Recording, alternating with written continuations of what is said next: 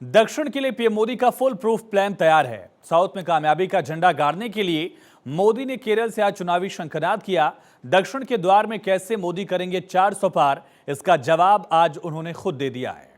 दक्षिण दौरे के दूसरे दिन मोदी लक्षद्वीप के बाद केरल के त्रिशूर पहुंचे। सबसे पहले पीएम मोदी ने यहां रोड शो किया, जिसमें भीड़ को देखकर आप अंदाजा लगा सकते हैं कि पीएम मोदी को लेकर केरल की जनता में भी किस कदर क्रेज है।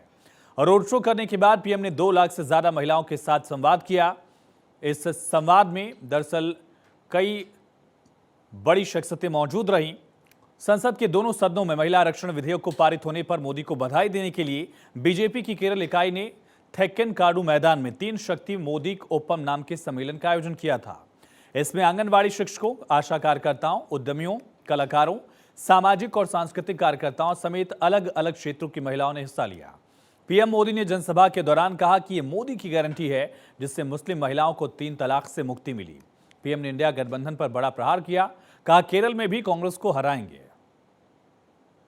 लेफ्ट और कांग्रेस के गठबंधन की सरकारें थी, तब तक मुस्लिम बहनें ट्रिपल तलाक से परेशान थी। मोदी ने मुस्लिम बहनों को ट्रिपल तलाक से मुक्ति देने की गारंटी दी थी और उसे ईमानदारी से पूरा भी करके दिखाया।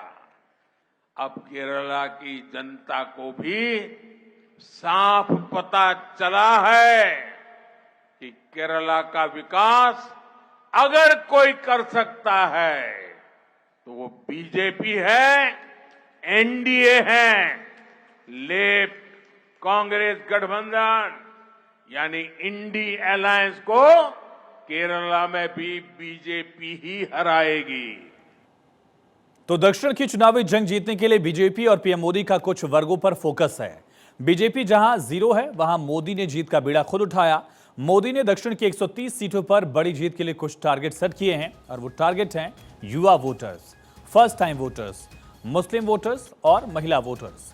दक्षिण के 2 दिन के दौरे में पीएम मोदी ने युवा शक्ति से बात की। तमिलनाडु में भारती दासन विश्वविद्यालय के 38वें दीक्षांत समारोह में शामिल हुए। लक्षद्वीप में महिला लाभार्थियों से संवाद किया।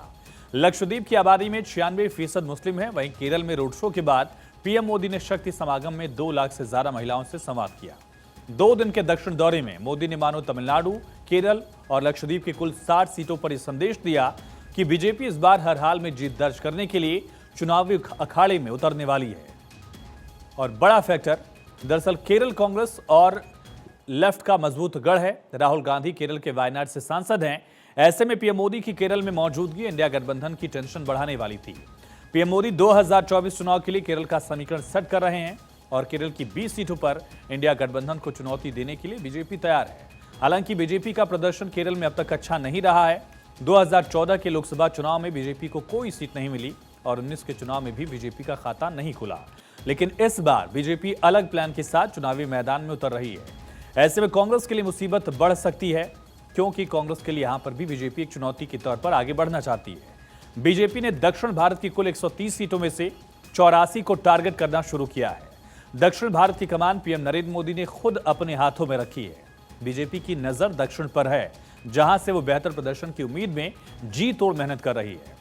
बीजेपी को लगता है कि दक्षिण भारत में अच्छे प्रदर्शन का फायदा उसे वोट प्रतिशत और सीट बढ़ाने दोनों में मददगार साबित हो सकता है।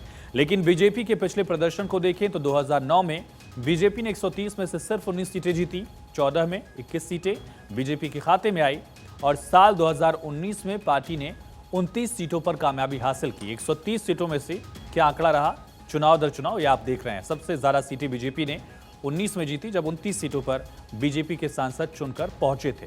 लड़ाई बड़ी है और लड़ाई बड़ी इस वजह से भी क्योंकि चैलेंज बड़ा है इस चुनाव में।